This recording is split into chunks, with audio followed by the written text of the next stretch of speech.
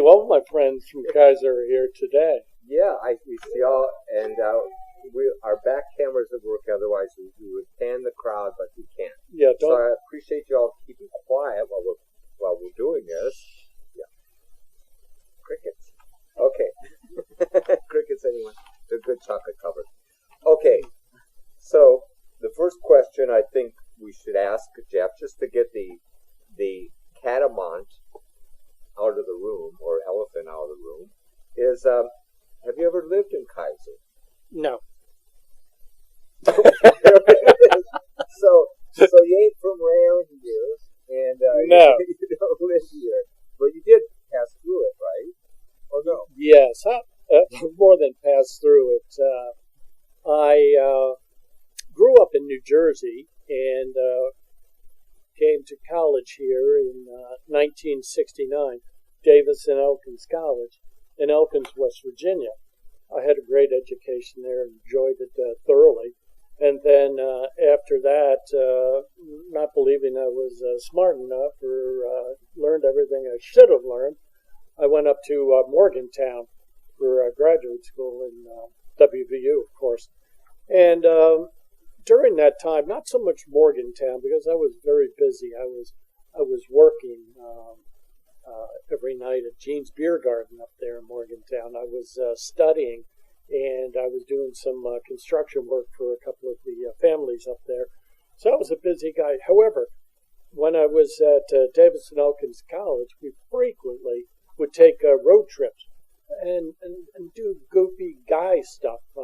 We would hear of a fire tower somewhere over in Bowden, for example, in Stewart's Park. It's where gotta climb that tower, right? And then when you climb it, okay.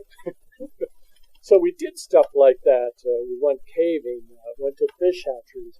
So I got to a lot of parts of West Virginia during that time. But when I was leaving Morgantown in 1976, I was 25, I suppose, I said to myself, oh my gosh, I have lived in West Virginia for a quarter of my life. But basically didn't have any meaning because I was a young guy, you know. So, no, never lived in KRIZAN. Well, actually, when you were that age, you weren't even at a quarter of your life. You were just 25. What's a quarter of that life? Yeah. Because you could have died the next day.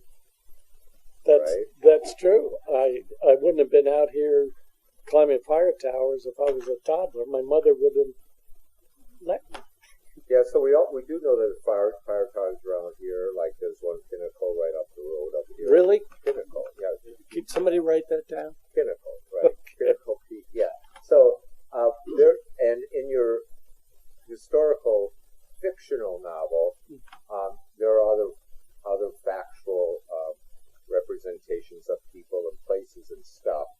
I was wondering if maybe you could read out of your novel or by illustration some of the factual elements that help to build out this storyline, if you might. Well, I think before I get too deep in the woods, I want to read something to you. Although based on certain facts, this book is a work of historical fiction. The characters and events portrayed are either products of the author's imagination or are used fictitiously. Any resemblance to actual persons, living or dead, events, organizations, theories, or locales is entirely coincidental. That's an excellent disclaimer. That's excellent. That's very good. I'd like to say I wrote it myself, but it's on every movie that you've ever seen and every book. This is the same thing. So, we're among friends here, right? Yeah, all of us. Shout out if you're not a friend. You're not hearing a response. I'm just gonna keep going. I write historical fiction, and by my definition at least. Historical fiction encapsulates a lot of the events going on at the time, places, things that are happening, and then you build a story into that. For me, as a writer, it makes it more interesting, I think. And that's what I've done here. However, there are. We'll get to this a little bit. How this free form. Free form. Yeah. Okay. So I like to incorporate history into it, and I like it even better when the story evolves. It involves people I've known or places I've been to. And that was the case of KRIZAN, the friendliest city in the USA. When I moved here from Connecticut 7 years ago, past October, I came down to marry a girl. Guy goes to the girl, right? The guy goes to the girl. So that's what I did. And I was looking for some volunteer work, being retired. There were only a few options available. Some of the things I tried were not physically suited for me. Two fake hips, and I'm dropping boxes of canned peas on my foot, and I go, I can't. So I go to the church, Winchester Church of God, where we had become members. I said, what else do you have? He said, we have a ministry that's very important to us. There are a lot of church members who are no longer able to come on out and attend church. Would you be willing to do that? I said, that's something I could do. What's involved? Well, you take notes of the sermon, and then you present them to the housebound, and then you give them communion. And I said to myself, well, I'm not exact. I have nothing to hide. It's not the kind of thing I want to do. I don't really want to be giving people communion. So other than that, that's fine. So we got a couple of names, and I called them up, and we went out to visit with them. One woman passed away shortly thereafter, and she had a whole network of people who assisted her. She had a daughter living next door. She had a daughter living in the house. And she had lots of friends who would be there when we went on our appointment. And I said, why do they need us? But there was another couple, I tell you, that were special. From the moment I met them, I knew that they were extraordinarily special. And I had seen them at church before. You couldn't help to notice them because of a large age difference. One would believe that it's the mother and the son. The son is taking the mother to church. Isn't that nice? Well, it turned out that was the husband and wife. So, because of dementia growing rapidly, she was no longer able to attend church. It's just impossible to get her ready in the morning. So we started visiting them every Wednesday, I think it was, every Wednesday from 2 o'clock to 4 o'clock for 4 years. Not every day, just on Wednesdays. And what do you do when you're with people you don't really know? You talk about places you've been and people you've met. You talk about your family, things like that. Very common. And they had lived in KRIZAN. They had lived in KRIZAN. So I heard all about KRIZAN and Potomac State and Queens Point and the old A&P and the train yard across the street from West Piedmont with a huge smokestack from the power plant, I suppose it was. Heard about all of these things. And then after a couple of years, I suppose, I said to myself, gee, somebody should write this story. This is an incredible story. And then I said, wait a minute, I'm an author already. I've got 3 novels, historical fiction novels under my belt. Why not do that? And I did. And that's how KRIZAN, the friendliest city in the USA, was developed. Now, I read you the disclaimer. But there is a lot in this book that's, I'll just wing it and I'll be conservative. 50% of it's true and it happened. But you have to mush things around when you're writing. You got to maybe change a couple of dates for convenience of the reader. And as a matter of fact, on these chapters, I actually put the year here. I just flipped open to chapter 9, Surviving Jerry, 1951 to 1962, because I'll go back in time. And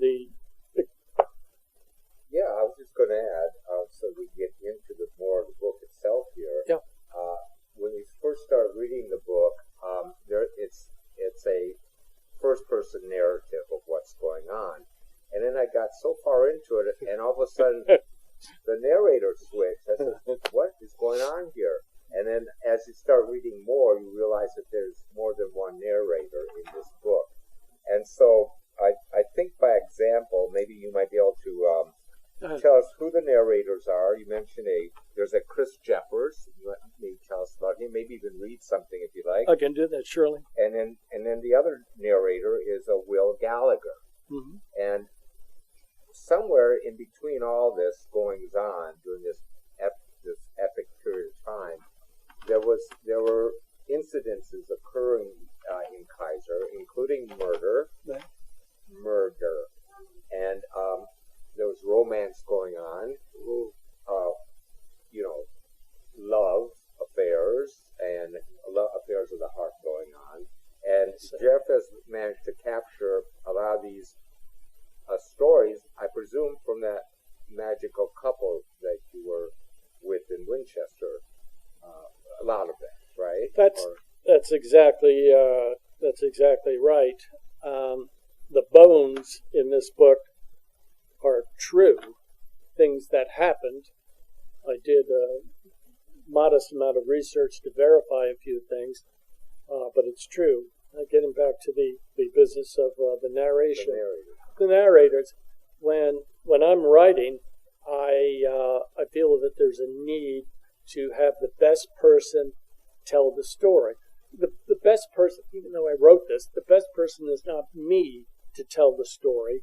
The best person is somebody who's active in the story, who impacts the storyline, and that person starts out to be Chris Jeffers.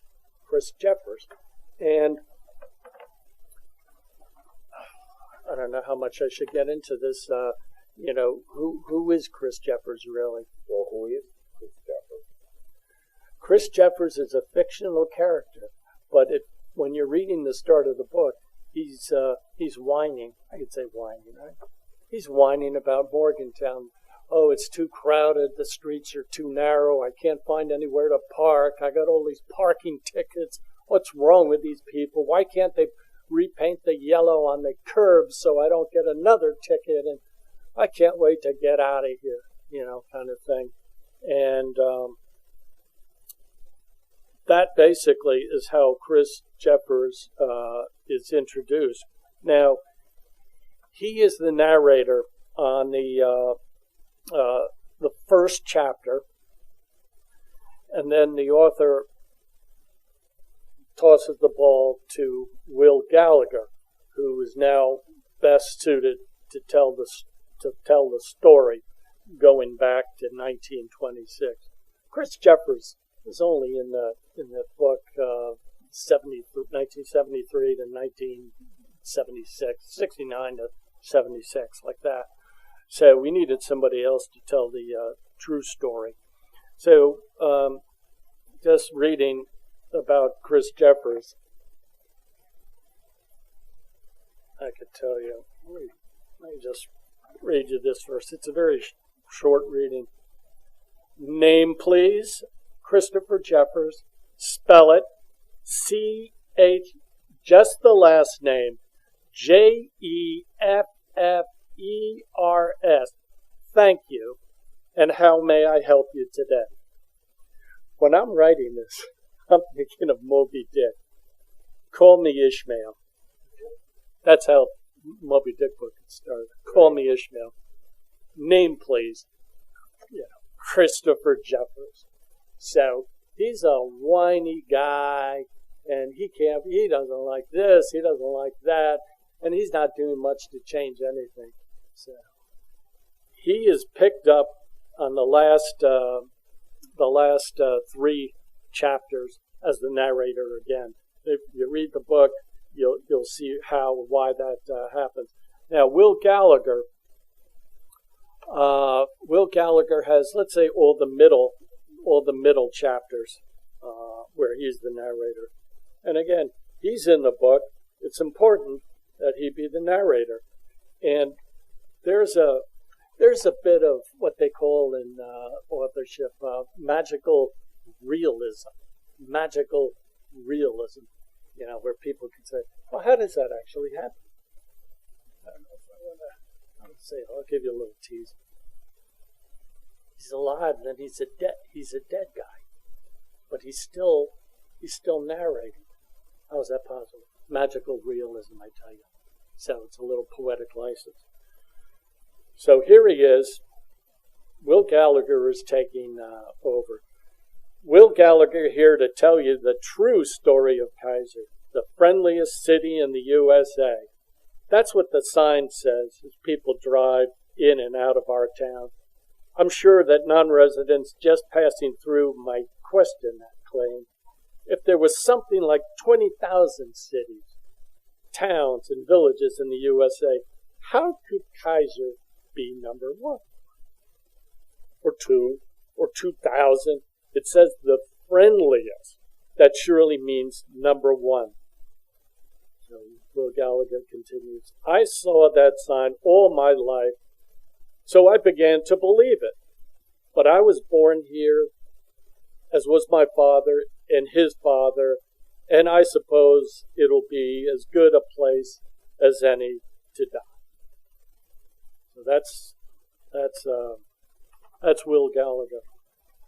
And then, as Will's narrating and telling the story of KRIZAN, the friendliest city, you're introduced to all these situations involving families. And what is the predominant family here that we are focused on? I think throughout the book. Who are they? The predominant families. If I had a whiteboard, I'd write down. Kate is one matriarch. Dorothy Ann is the other matriarch. Kate, both are very powerful women. Both are strong, headstrong, some people might say. So they are the matriarchs. Now, it is Kate's son. Oh, the ladies were both born in 1926. They weren't really. I think it was a year or two separate. But you don't care. They were born in 26. So Kate's son, Pete Gallagher, marries, eventually, little tease, marries Dorothy Ann. They were both born in 26. Pete's son, who was graduating from high school in 1963, marries this woman. So the woman is 20 years older than him. And she just so happens to be the pastor's wife with 4 children. Yeah, right?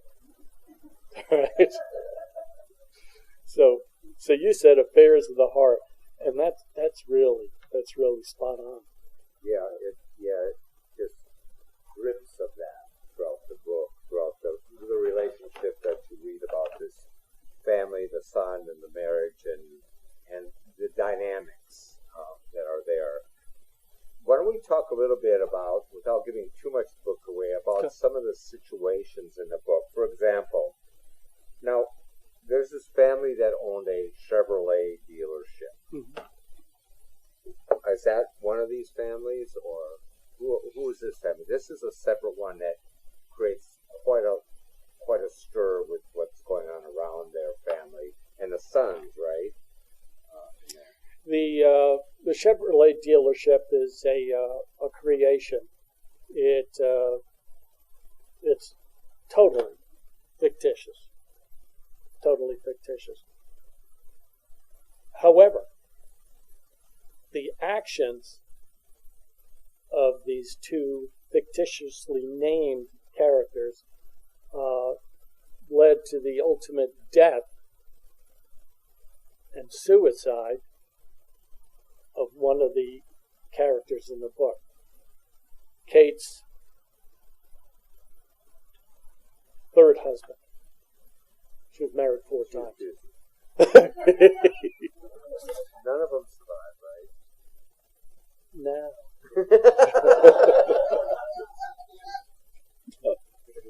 No. The first husband, stop me and guide me. I'm getting way out of place. You were asking about the Chevrolet dealership. Yeah. Sure. We'll reel you in. Thank you. So the two brothers, or maybe it was one person, actually caused brain damage in this third husband. Bounced him on his head. True. If you were interested in going through the police records and all that, you could find this guy. Who executed himself in the second-story bedroom of the market across on West Piedmont Street, I think by C Street, C in West Piedmont.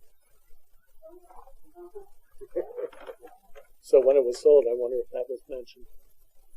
Well, and then one of the deaths or murders, it may have been, was first put out to be accidental. That this person leaving a gathering, a familiar gathering in the book, heads down a road or back street, and voila, he's found dead or something, and there's a tragic accident. A tragic accident happens all the time. It happens all the time. Yeah, exactly. Especially in Kaiser. And first they thought it was, what was it, a rock or something like he stumped. Well, tell us a little bit about that. Well, I'm going to say outright that it was a poker game, the weekly poker game, and it's the usual suspects are there, and this is fictitious also.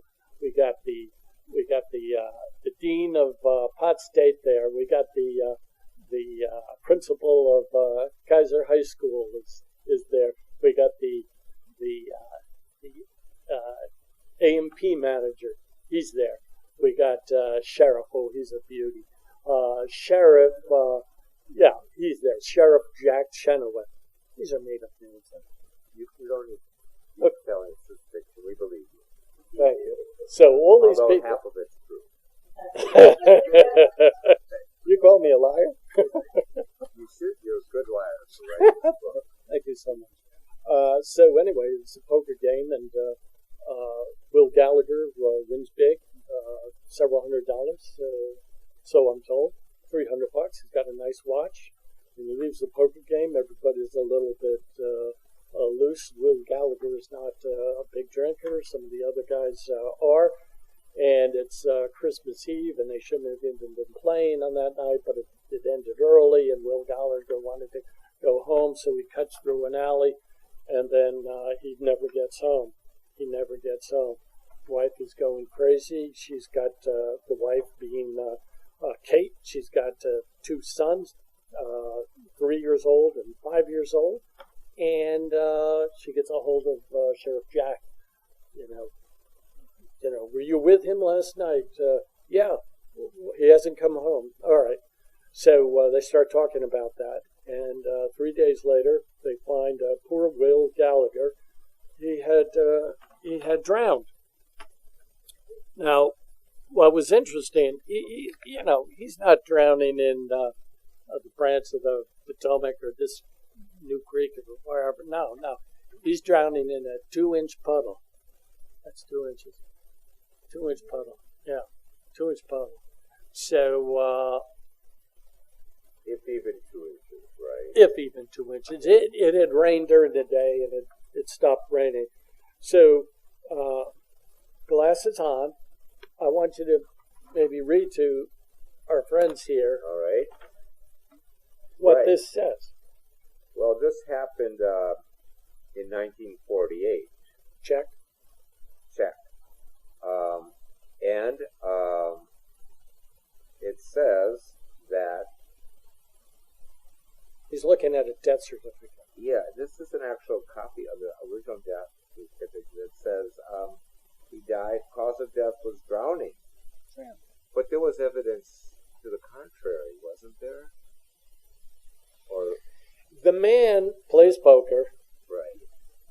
and he wins big, and he's found 3 days later, drowned, and he's got no money in his wallet, and his watch is gone. A typical drowning, wouldn't you say?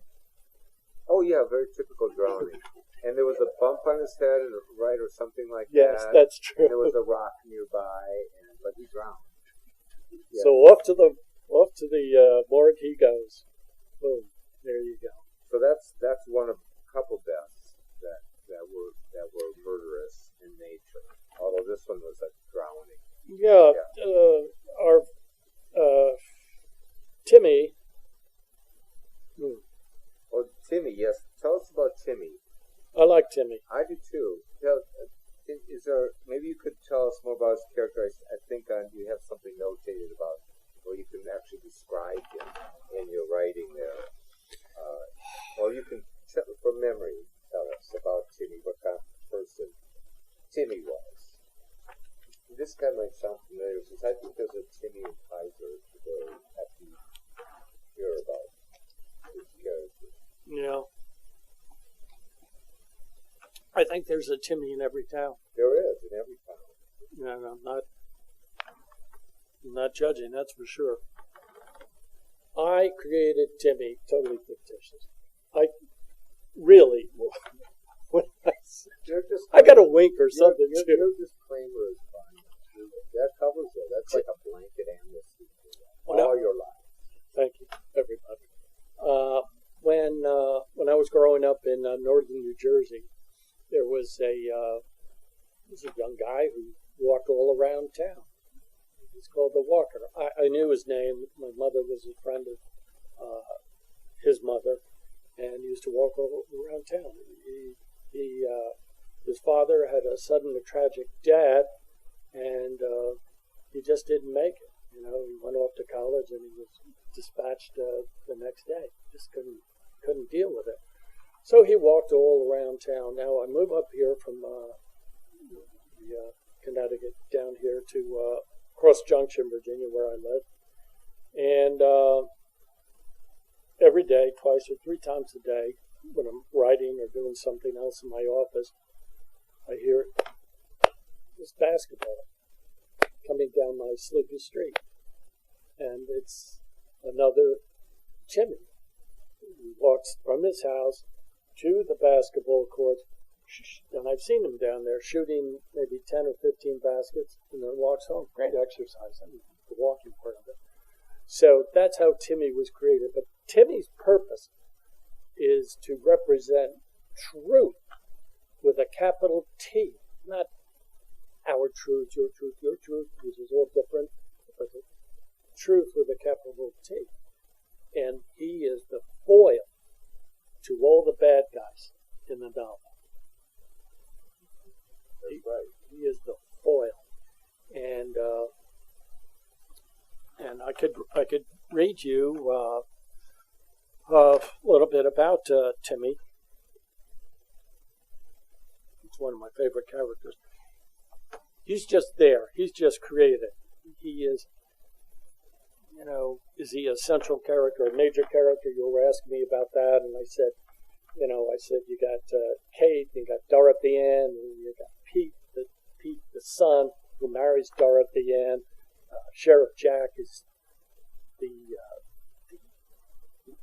the opposite of Timmy. He is corrupt.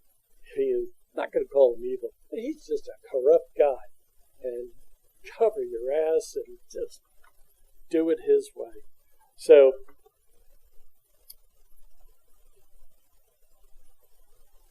Timmy Donahue was his name.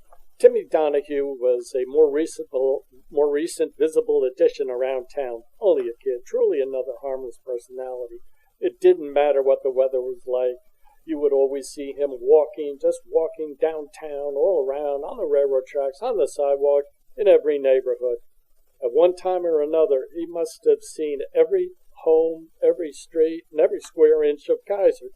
Since he never was accused of any violation or wrongdoing and basically just went about his business, people would frequently just wave to him if they passed in their car. I would too.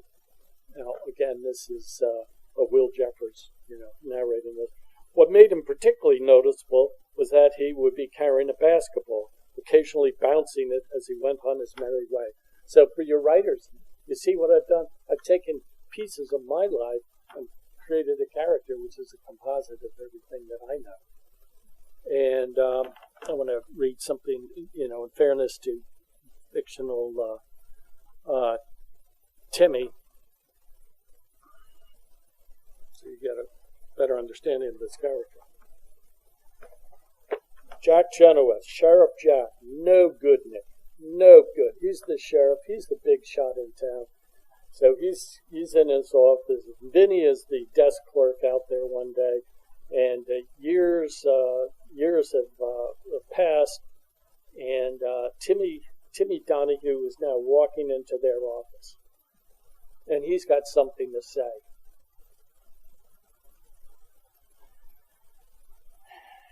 He sees Vinny. He tells Vinny of a murder. I know who did it. I know who murdered him.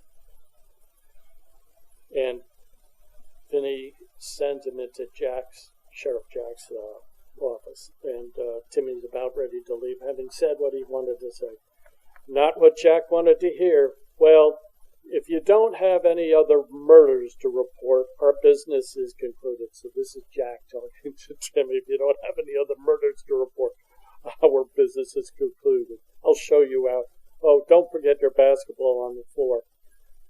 I can tell you assuredly, despite the fact that the Kaiser school system had labeled Timmy as slow, he knew full well that Sheriff Jack was now making fun of him, just as most people did through his life. His IQ had never been tested, probably normal to normal high, but maybe autistic in some way.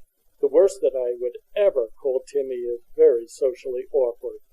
Jack escorted him to the door. Goodbye, Timmy, and thanks. Remember, it's a secret, and you don't tell anybody. The boy didn't even turn around or answer Jack, perhaps just ignoring him for not taking him seriously. Vinny, still curious from the mention of killing, asked his boss, "What the hell was that about?" "Oh, nothing, Vinny. That guy's as crazy as bat shit with his stupid basketball. It was nothing." But that was the beginning of the undoing of a lot of the miscreants, the bad guys in town. That little visit by Timmy, the foil, the truth teller. Yeah, and that was about which murder? Because there were two. There was an opening murder that happens, or was it suicide, behind a filling station? Was the sheriff involved, or he called in for that one, or? Well, the sheriff had to be involved because he's sheriff. Right. In all three of them, and the first death was the drowning in the inch or two of water. So that was the first death, and when try to leave out the frill, but what Timmy was talking about was the third husband of Kate, and I know who killed him. He called him Mr. Gallagher. His name was not Gallagher. It was Slim. And so then in that sheriff's office, while Timmy was telling him the story, there was a reporter there from the Tribune that just happened to be filling out a permit for leaf burning or something. And he's hearing all this. So I gotta go, he's saying in the book. I gotta go. Well, finish your paperwork, Vinny's saying. No, I gotta go. I'll do it later. So he runs down the street and is now questioning Timmy about this event that took place. So that's how that's what he wanted to report, not the drowning. He wanted to talk about not the fictitious murder in back of the filling the SF station, but he wanted to talk about he saw the guy's head being bounced off of the asphalt driveway, and after that, the man just lost it. He was never the same. I mean, he was reporting, for example, a bomb in the train station parking lot. He planted a bomb there, and he's telling the train master, "You better get out. I planted a bomb here in the parking lot." Well, it's paved over. It's hard to do. And Sheriff Jack, of course, gets a hold of him, and there's no bomb. But what Timmy was referring to was the guy's head being bounced up and down, and that wound up in his suicide because he just lost it. He couldn't function anymore. Yeah. So you talked about the central characters, the protagonists. I alluded to some of the antagonists in here. Mm-hmm. Which there are a number. I mean, there's a good cross-pollination of protagonists and antagonists throughout the whole novel, which did well.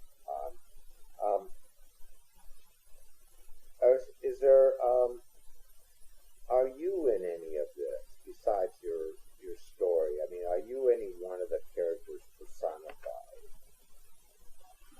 or are you just a little bit in each one? Well, what do you think?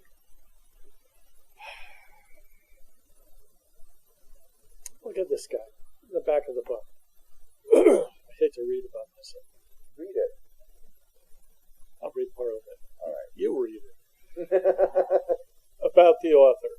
J.F. KRIZAN, that's me. Jeffrey Francis KRIZAN. My initials are JFK. Some people call me JFK. About that. But JFK was born in Manhattan, graduated from Ridgewood High School in the 60s, and from Davis and Elkins College in the 70s. He also attended graduate school at WVU. Now, ladies and gentlemen, Chris Jeffers went to Davis and Elkins College. You remember the road trips? He's climbing fire towers, it's fish hatcheries, catering and stuff, guy stuff, and then remember Chris Jeffers? He's complaining about Morgantown. It's a hellhole. That's the word I just said now. It's not in the book. I would never swear in the book. No. That's good. So Chris Jeffers, and I have a ton of fun with names in the book. At Davis and Elkins College, I had a professor. My name is Jeff KRIZAN. And he always called me, and he was a primary professor in the business department. He always called me Chris. And I'd say, excuse me, that's Jeff. I'm 18, right? That's Jeff. And he'd always call me Chris. So after a few times, I just gave up. What a big deal. Risk another C or D. No. So I am Chris. And Jeff is my name. So this character who is lost and complaining about everything and doing nothing about any of it is the initial narrator, and I would call him a antagonist. I would call him an antagonist. As a matter of fact, at the start of the book, I think they're practically all antagonists except for Will Gallagher. The guy who drowned. He did nothing. He was good. Everybody else, they had issues. even the Kate and even the Dorothy Ann. These are people with some problems. And I'm even talking about Chris Jeffers too. Yeah, the problem. So you also have a really nice poem in that book. I was wondering, might you read that? It's on page 158, 51, 151. What is it? Page 151. For all you writers out there, raise your hand if you're a writer. I see a few of you. Keep your hands up. Okay, I see a few of you. Thank you for coming, by the way. About 12, 13, 14 writers out. That's amazing. Isn't it astounding? We have all these writers. Yeah, raise your hand if you're from Pot State. Oh my God, look at that. Another, oh, what? All of them. I know. It's astounding. That's I bet great. they're getting credit for being here. Is that right, guys? Well, okay. you're gonna have to give them a ticket, or I don't know if you use tickets, give out tickets so that they show the professor and they get 10 points or something. Yeah, so they buy a book. Validate his parking. So that silliness is aside. I wanted to address. Can you read that poem? Yeah, I will. Silliness. I started. I am the accidental one. I don't belong up here. I write these books because I think they're stories worth sharing. They're interesting and it represents real life. They're stories and they have themes. But I started out a long time ago, and I was doing a lot of traveling through my work. Planes, buses, trains, airports, sitting and waiting. So after I get down my work stuff, reports, whatever I was doing, I had 2 hours. So anyway, I would open up my folder and I'd start writing poetry. And I accumulated, a bunch of poems. I put a list of the names I would give this poetry. Literally, 100 names. It meant nothing. They're just cool names, like the ginkgo tree. That was one of them. So there was one Kyoto, and I'd write these poems, and very quickly, so where do I go with this? And then I collaborated with some people down in Nashville to produce a CD. So they wrote the music, and I was writing the song lyrics. So how was that?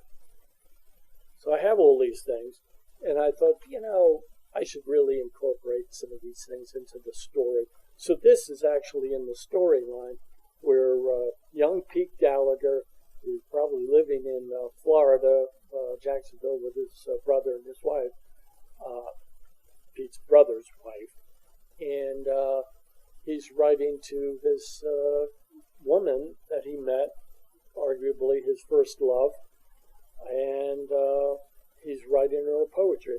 Pete Gallagher also wanted to be a writer himself. That's why he was going to Pot State. So thank you for asking, but I'll gladly read it.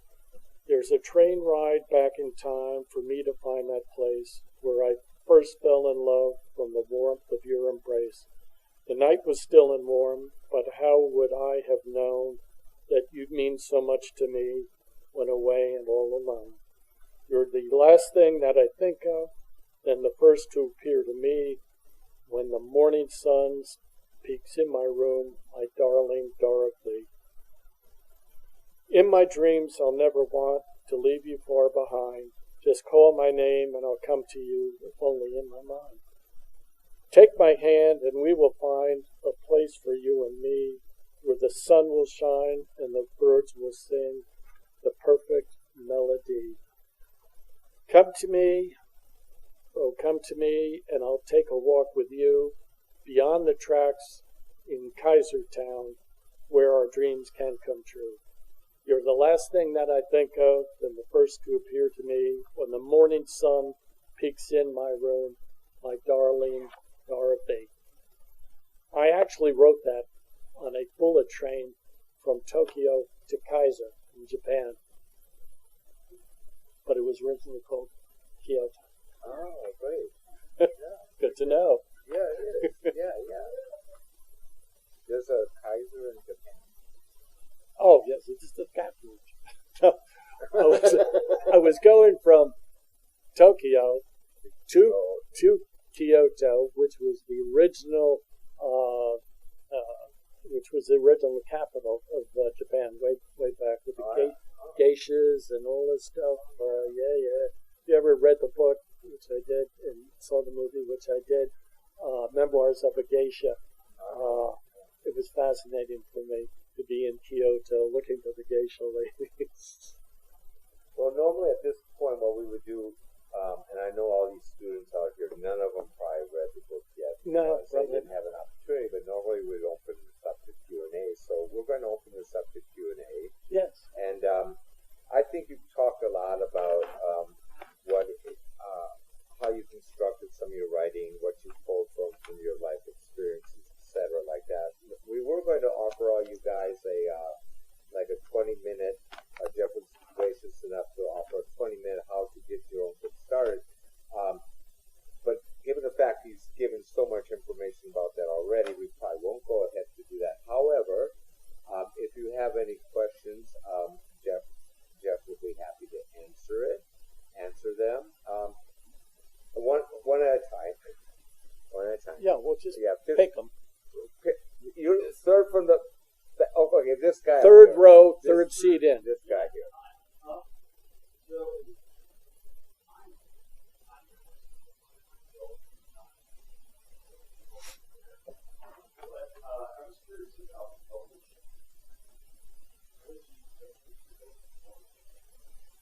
Can we repeat the question because he doesn't have a microphone?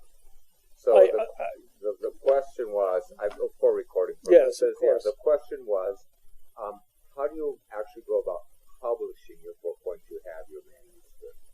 Is that right?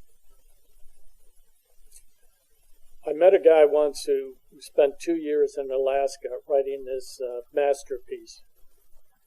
And he was doing our front walk bluestone flagging. I said, "Where's your book now?" It's in my drawer. Is it on computer? No, it's on lined paper. I said, "Oh, that's too bad." So, you have your book written. It's in Word. It's on your computer. That's the first step. I publish everything here through KDP, but just think of it as Amazon. I'm the publisher, and Amazon, let's say, is the printer.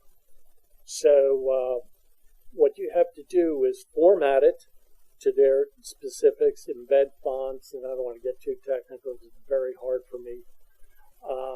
So you have to format it, and then that's the interior file, and you would send it in electronically as a PDF. And the same thing with the cover. They have build a cover. So it allows you to take a picture, and I took this picture, where it is. I took it, and then I embedded KRIZAN, the Friendliest City in the United States, an American novel by J.F. KRIZAN. I did the spine, and I did the back, and this is an ISBN number, all those parallel lines, ISBN number. And they give you the ISBN number. Well, I'm glad you mentioned that, actually. They will give you that for free, and if you want to use your own, and I would highly recommend that you buy it from, I think it's called Hawker or Barker or something like that. You pay $85 or so, and they will give you an ISBN number because when a bookstore wants to put your book on their shelves, they won't do it. The bookstores only like to buy from what I'm going to call wholesalers. So you have to find a wholesaler, somebody like Ingram Spark Ingram Spark. And,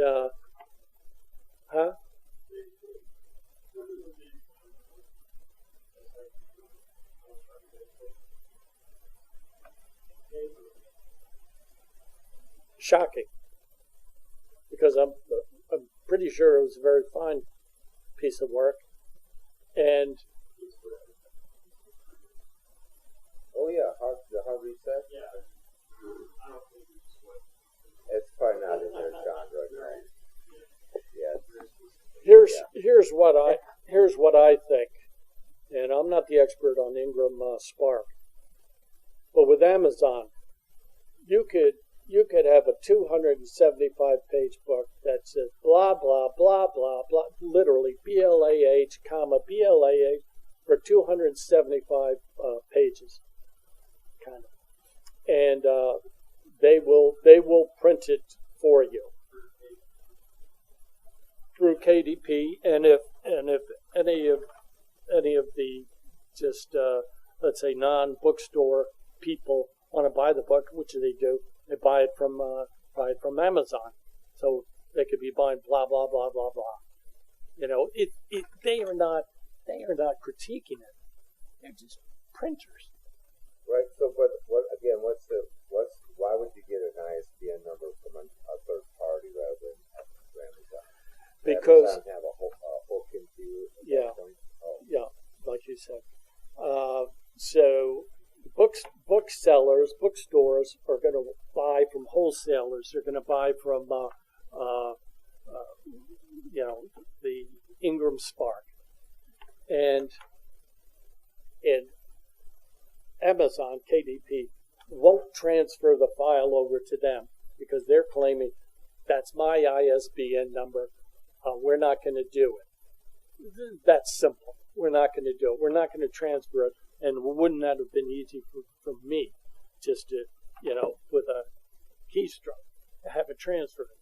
But they won't do it. So I had to go out to Barker or Harker, buy an ISBN number, and set the whole thing up again. Now I got the internal file here, my processor in Word and PDF, and but I had to recreate, and I'm in that process now for Ingram Spark. Recreate the cover. I don't mind doing it. Just words and the picture and the this, and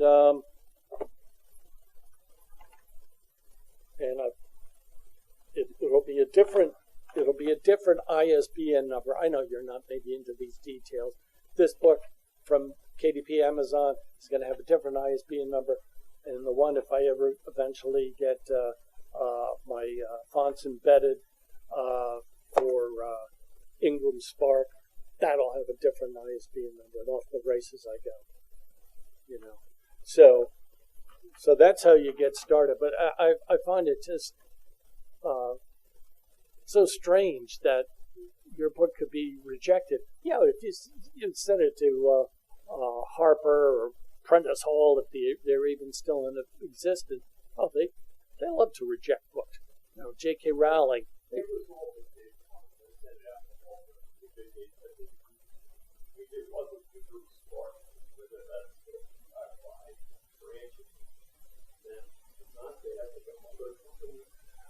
Not to my knowledge. I've done things like that before. I've introduced my book to some of the publishing companies. You know what they say? They say, well, do you have a blog? No. Do you have a Facebook page? Yes, at the time. Yes. How many followers do you have? And then I said to them, nervy, well, why do I need you? What are you gonna do? Right. So did they answer that question? No. They went to the next question. They went to the next author. The next author, I got you. Now, so that's how it's done. And then I'm not, even though it sounds like I have a big mouth today, I'm not one of these people who gets out there and likes talking about themselves. That's why it's such a large group today. I find it incredible that I'm even able to do You're this. doing very well. I Thanks. thought you might get a little stage fright up there with putting people's eyes on you. Ears all popped. You're beginning to sound a lot like Dick Cavett. I am Dick Cavett. Nice to meet you. But hey, so what do you ever have this writer's block? And how do you break it at the end? With me, never. Some people have called it discipline. I don't know what I call it. I'm just waking up from 10 o'clock. I'm pretty wide awake. From 10 a.m. to 12 or 1 o'clock, just in time for lunch, I'll be writing. So every day until it's done, I'll be writing. That takes some discipline.